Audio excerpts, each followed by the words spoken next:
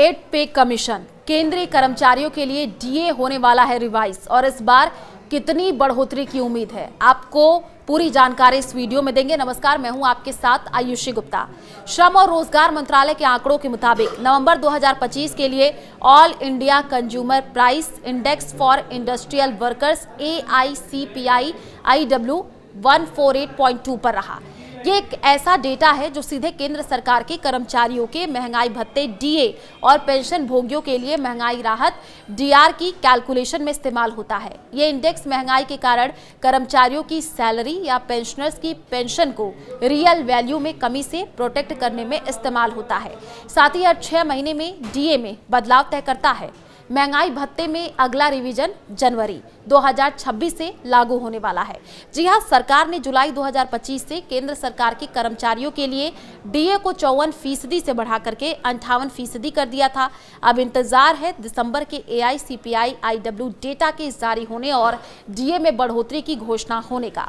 कर्मचारी संघों ने यह संकेत दिया कि अगर दिसंबर में महंगाई अधिक रहती है तो डीए में बढ़ोतरी अधिक हो सकती है। केंद्रीय कर्मचारियों की एसोसिएशन को यह लगता है कि जनवरी में डीए शायद 3 से 5% बढ़ाया जाएगा।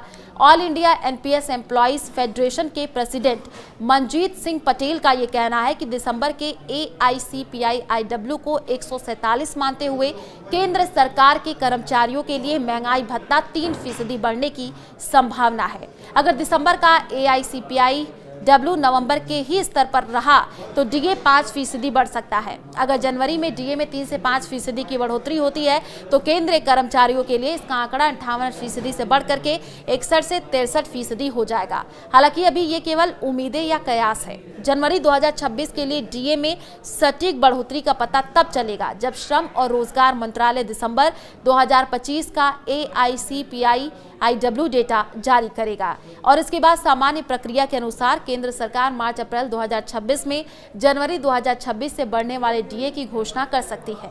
7वें वेतन आयोग की समय सीमा खत्म।